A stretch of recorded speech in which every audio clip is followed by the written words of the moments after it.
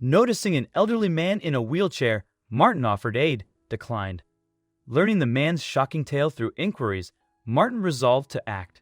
Subsequent events held surprising twists.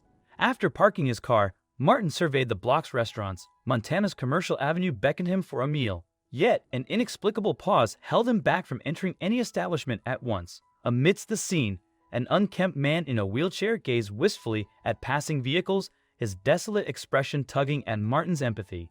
Moved by this sight, Martin approached the stranger. "Hello, sir," he began. "Are you hungry?" The man looked up. "I am, but I'm waiting for my daughter. She should be here soon." "Oh, that's great, sir," Martin answered, and went into the restaurant where he still purchased something for the older man. During his meal, he barely paid any attention to his food and kept thinking about the man outside. He felt something was wrong. Was his daughter really coming to pick him up? Martin had no idea, but he asked around the restaurant. The kind waitress who had served him his food earlier answered his questions. "His name is Mr. Robinson. I've been working at this restaurant for 15 years, and that man has been waiting for his daughter at that corner for 12 years, sir." "What? How is that possible?" "Back then, I saw a woman helping him out of her car onto that wheelchair. I thought they were coming to eat here, but she got back into the driver's seat and left. She never came back." According to Mr. Robinson, his daughter had something to do and was coming back soon, she revealed, shocking Martin completely. How could anyone abandon their parent like that? And why has no one helped that man? He's been on the streets for years? He asked, outraged for him. "Of course, we tried to help. All the restaurants on this block bring him food, and we've called nursing homes and everything. But he wheels himself back or gets really agitated. It was bad for his health, so the caretaker at the public nursing home brings him here in the mornings and takes him back at night," she continued. "Wow, that's something, at least. But I still can't believe his daughter left him just like that," Martin commented, scratching his neck in frustration. "What can I say? People can be ruthless." The waitress finished and returned to work. Something in Martin's gut told him to do something. He couldn't just let the man live his life that way. He went back to say goodbye to Mr. Robinson and took a picture of him with his phone, just in case. He was trying to sleep in his hotel room that night, but Mr. Robinson's sad face kept appearing in his mind. This story was shocking, but at least he knew that some people cared for him. Regardless, he thought about doing something more, so he got up and grabbed his laptop. Opening up his Facebook, he wrote a post with Mr. Robinson's story and attached his picture, hoping the online community would help him locate his family. It was a long shot, and if they had abandoned him on purpose, it wouldn't work. But Martin had hope. He woke up the following day to discover that thousands of people had shared his post on the social media platform. He couldn't believe it. He had several messages in his inbox from people who had spotted Mr. Robinson. Others claimed to know him, but there was one in particular that caught his attention. "Hello, Martin.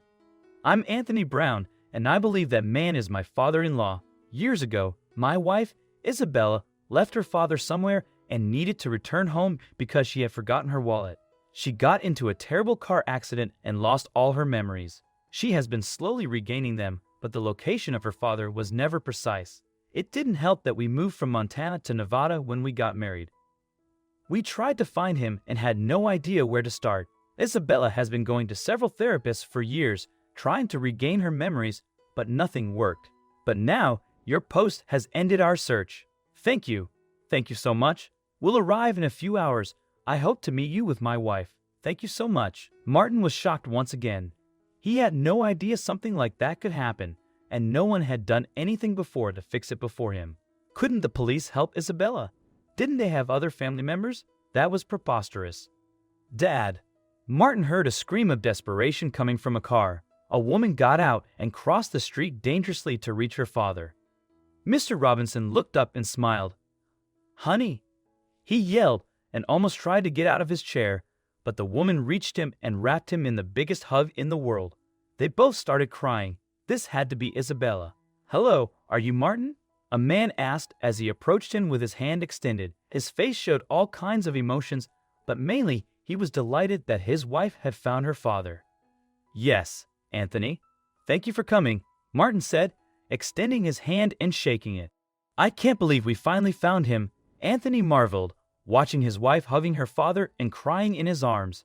This is insane, but I'm happy I was able to help.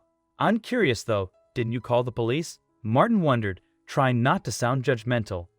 I know, it sounds insane, even to me. I met Isabella years after her accident. She didn't remember even having a father or any family, but she was plagued by this instinct. She told me it was like forgetting to turn off the kitchen or the water faucet. So she started going to therapy and recovered some of her memories. Anthony explained more thoroughly. We started looking straight away, but no one seemed to know anything. That's wild. We need a better system for our elderly, Martin remarked and told Anthony what he knew of Mr. Robinson's life on the streets. I agree. I'm only glad we found him alive. I was worried she would blame herself if something happened to him. Anthony continued, Let me ask you something. What made you upload that post? Yesterday marked the first time I laid eyes on him. It wasn't until then that I truly understood why his narrative resonated with me. My grandmother battled Alzheimer's, and I recall vividly the day she inexplicably vanished from our home. Despite our exhaustive search, she remained elusive. The ordeal concluded without resolution, as the authorities advised us to abandon hope. This heart-wrenching event shattered my mother. Martin's voice trembled as he shared his connection, his emotions mirroring his words. Anthony's expression tightened, and he offered a consoling pat on Martin's shoulder.